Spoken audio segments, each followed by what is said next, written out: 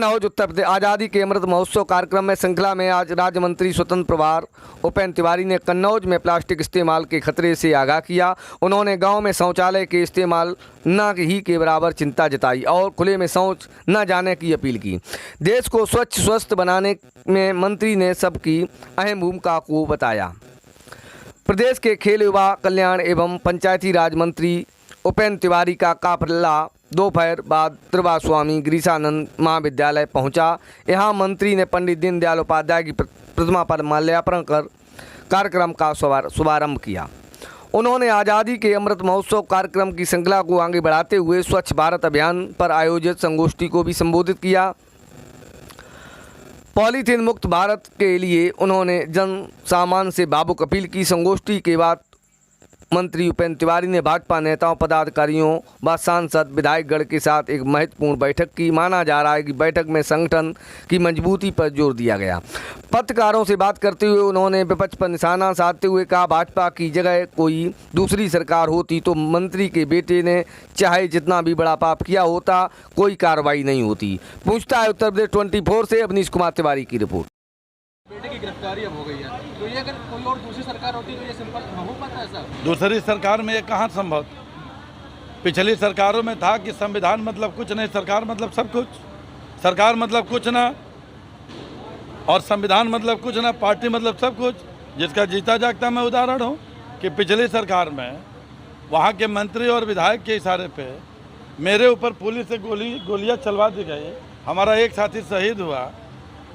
तो और कानून का राज, जंगल का राज कायम था, जहाँ सिपाही से लेके कप्तान तक सुरक्षित नहीं थे। जिस सरकार में जनता से लेके जनप्रतिनिधि तक सुरक्षित नहीं थे, तो ये कहाँ संभव था?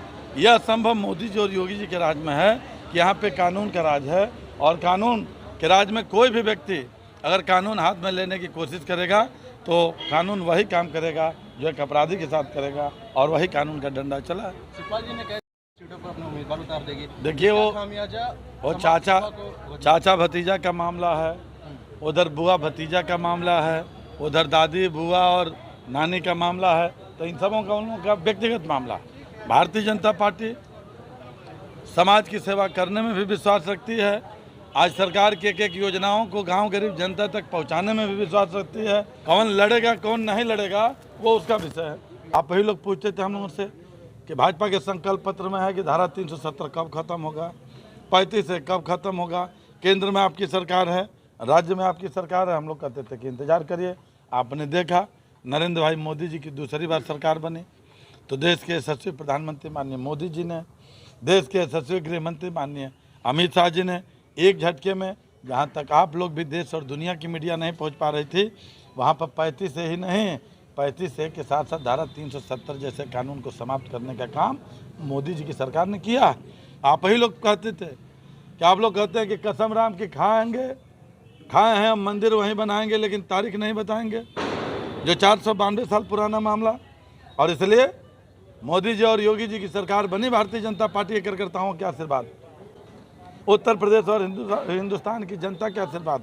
उसका असर क्या हुआ कि जब उत्तर प्रदेश में सरकार बने, केंद्र के अंदर सरकार बनी, तो भारत सरकार और उत्तर प्रदेश के सरकार ने राम जन्मभूमि बाबरी मस्जिद के मामले के दस्तावेज को दमदारी पूर्वक सर्वोच्च न्यायालय के पटल पर रखा और सर्वोच्च न्यायालय के जज को भी एक बार मजबूर होना पड़ा और अंततोगत्वा 492 साल पुराने मामले में अयोध्या के अंदर, उत्तर प्रदेश के अंदर भव्य रामलला का मंदिर बनाने का आदेश देना ही पड़ा। और 5 अगस्त 2020 को माननीय प्रधानमंत्री और माननीय मुख्यमंत्री जी ने आधारशिला रखी है और पूरे उत्तर प्रदेश देश नहीं दुनिया के मानचित्र पे सबसे सर्वश्रेष्ठ मंदिर भव्य रामलला का मंदिर बनने जा रहा है।